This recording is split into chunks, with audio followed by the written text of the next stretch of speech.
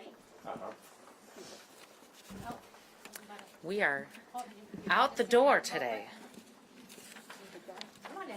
Oh, We've got a couple seats up here in the naughty seats. Rewind.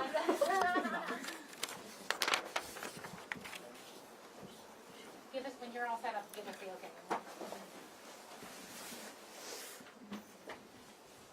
You're okay. You got time. Well, good afternoon, and thank you all for coming. Can you hear me okay in the back? Well, today's a pretty important day. Just moments ago, I dismissed the case against Elwood Jones. This is the result of a months-long intensive review of trial paperwork, of court filings, of evidence. 3 years ago, Judge Cross granted Elwood Jones a new trial. He had been previously convicted of murder of Rhoda Nathan. Judge Cross also excluded testimony from the now deceased investigator. This office appealed both of those decisions, and we lost both of those appeals. However, the Ohio Supreme Court did deliver us a win about 10 days ago, and they agreed that my lawyers followed the correct legal process for appealing certain cases. I'm very proud of them because this has an impact on prosecutor offices all across Ohio. So in my process, as I was reviewing this case, I worked alongside with my first assistant prosecutor. We actually did a separate review and then compared our findings and our understanding of the evidence and the procedural posture of the case. We did take a deep dive, and it took us months to get through this. This case is 30 years old. It's had multiple appeals, lots of evidence. And over those months, and in recent weeks, I came to the conclusion that there's a lack of evidence, both physical and forensic, tying Mr. Jones to the murder. There had been, we've learned of poor follow-up on evidence of multiple alternative suspects. And information provided by multiple witnesses at the scene. And this information, again, pointed to multiple alternative suspects. Modern-day medical testing excluded Mr. Jones as a suspect. And additionally, the prior failure of the prosecutor's office to disclose thousands of pages of information from the investigation was a critical part of my decision. As a result of this review, we found that trying this case anew would be futile. We just don't have evidence to prove Mr. Jones was the killer. This morning I spoke with both of the children of Mrs. Nathan, and it's hard to imagine the grief of a family who's lost anyone, let alone in such a brutal way. Their mom deserves justice, and her life does matter greatly to me. But my job is to deliver justice with integrity, not go after the first person we identify as a possible suspect. This office, under my leadership, does not cheat in order to score a win. We are diligent and deliberate, and we do our job with thought and with integrity in mind. And that does bring me to the last thing I want to share with you, is that I am creating a conviction integrity unit that will follow the nationally established best practices to review evidence, to research, to address potential wrongful convictions, and to address unjust sentencing. If such a unit had existed years ago, this case probably would have been resolved long ago. I can now take your questions. So you said, Connie, that I'll get you next. there wasn't enough evidence to prosecute Elwood further. Are you saying there wasn't enough evidence, or are you saying you believe that he is not guilty? Well, I think both. So, and keep in mind that 30 years ago, we had different means of testing evidence, analyzing it, working through it, than we do today. A number of things were very compelling to me. The fact that we had modern day medical evidence that excluded him. We have the ability to review from all those thousands of pages of investigators' notes. We found a plethora of statements from witnesses who saw other people near that hotel room where poor Mrs. Nathan was killed. And these witness statements were given separately. People did not collaborate on what they were going to say. And they came up with very similar descriptions of different people.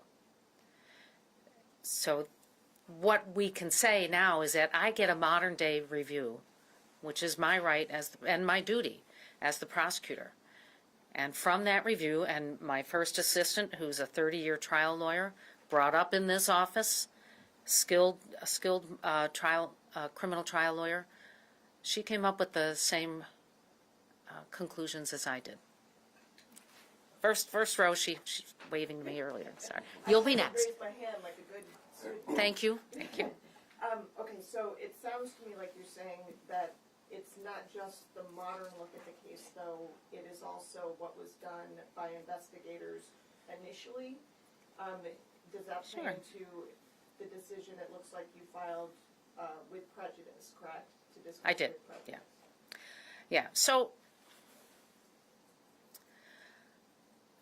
we all know that a 1963 Supreme Court case says that all potentially exculpatory evidence has to be disclosed to the defense. That didn't happen in this case. I don't know whose fault it was. I wasn't there 30 years ago when it was tried. But we do know now that that happened, which gives me great pause. We're not allowed to cheat. And we have to follow the rules, just like the defense has to follow the rules, just like the police have to follow the rules. So that's one part. But second, because I have the benefit of modern science, I can look at the evidence that was collected under I think this was in 2022 when it was tested again. And that tells me that Jones is excluded as a suspect. Can you speak to that specifically? Well, I've got to answer this. You can hold on to that, please. I see you. I see you. Just a couple of questions. I can only imagine, I don't know if you put the call in to Mr. Jones. Oh, no, I haven't. No. Oh, okay. But I know there have been ongoing conversations with him. So tell us about the process now, because he will now be a free man, and then, but also this opens that case back up. It does. So talk a little bit about both. So, look, I don't take any of this process and this decision lightly. I know that Mrs. Nathan doesn't get justice. I know that there's another person who committed this horrific act. I have never met Mr. Jones. I've never spoken with him or corresponded with him. I have spoken with and read a bunch of correspondence from his lawyers. And just before I walked in this room, I sent a screenshot of the entry that we filed this afternoon. So the process does actually open it up. If the police decide they want to open this up again, they can. I understand And I know I entered this fully, knowing that it is going to be very difficult to solve an old case like this. I know that the investigation did consume a lot of officers for at least a year, and that many of the things they did were right, but they can't fail to disclose evidence. And even if we hadn't had that issue, we do have new evidence, which is the medical evidence that excludes him as a suspect. Does that answer your question? So yes, he's a free man. This case is over, and it won't come back to bother him again. All right, go ahead. Can you speak to the medical evidence that you're mentioning there that you think excludes him as a suspect? Yes. So, and this is a two-pronged issue too. So long ago, the coroner did a report, as the coroner does. Within that examination, the coroner did a blood test and found that Mrs. Nathan had hepatitis B. The modern review by a very distinguished expert in the field of bloodborne diseases, I don't know what the scientific name is, testified at the motion for a new trial that hepatitis B is extremely contagious. Even tiny, tiny pinpricks of a contagious sample could lead and would lead to someone contracting the disease. The testimony at trial was that this was a brutal murder, that the decedent was beaten, there was blood, and that Mr. I found this on the web for contagious testimony trial. Naughty, naughty. No, just that Mr. Jones had an injury on his hand, for which he filed a workers' comp claim because he did it at work, and for which he received treatment. But he had never contracted hepatitis B from it, and that was the new evidence. And that excludes him as a suspect. I got these two women over here, and then I'll come back to you. Please. My question was similar Okay. to his, but to follow up, though, why did it take 30 years? I wasn't there. I don't know. Yes, behind you. It's going to be two now, just to follow up on what you said about the new modern evidence. Mhm. You said that it was found, based on this expert testimony, that hepatitis B is incredibly contagious, but there's still a chance that it could not be contracted. But you're saying that by him not having it in that test, this completely excludes him. And by him having never had it. Okay. So one of the findings in the review I did was that no one disclosed to Mr. Jones that he had been tested for hepatitis B. And the rules established over the last 60 years of how defendants are supposed to be receiving evidence is that they should not be fishing for everything. They should just be given everything. And previous court decisions said that they should have been notified. Mr. Jones and his lawyer should have been notified. So that's really a two-pronged thing, and you do have to look back at this. And then my original Yeah. question, I'm sorry, I'll keep Okay. it quick. You did mention that you spoke with the victim's children, and Yeah. could just tell from the way that you were speaking about it, saying it's very difficult, Miss Nathan deserves justice. Am I right in assuming that the children don't necessarily agree with this decision to dismiss this case? I'm a little reluctant to talk about that, but I can tell you that it was very hard. I think the children I sensed, and these are adult men now, they understand logic, they understand case procedures, but they also understand the agony of grief and loss. David?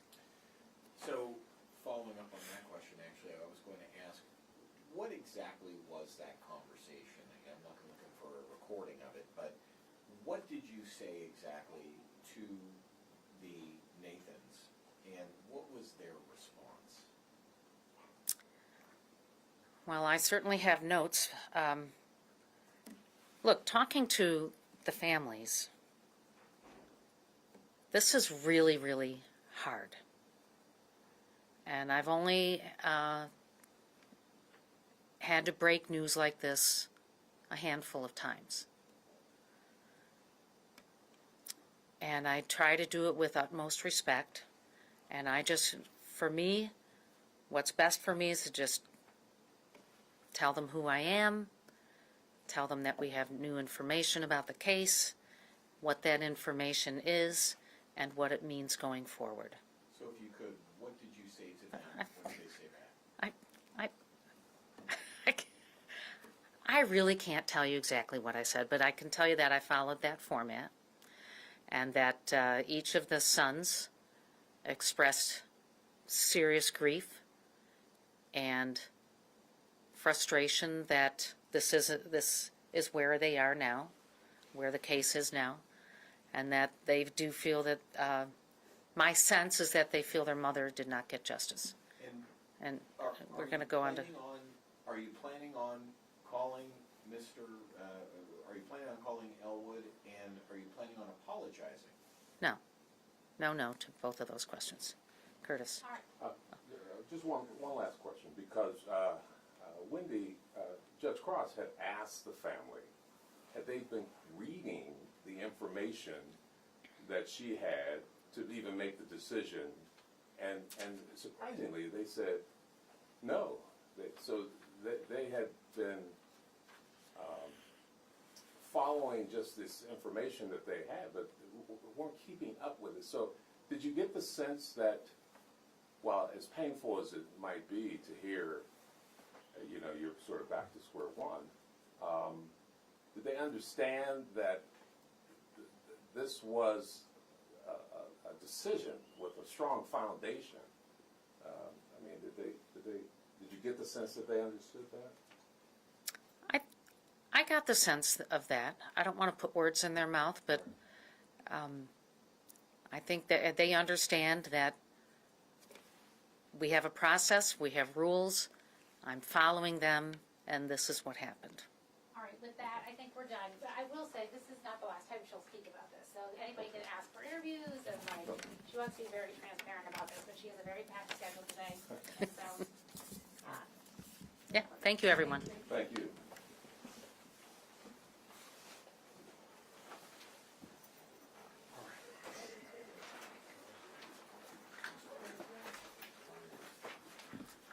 you are welcome. Does everyone understand that the notice of dismissal was filed today? Okay, so. All right, I'm And gonna it was leave filed quick with control. prejudice, Sharon?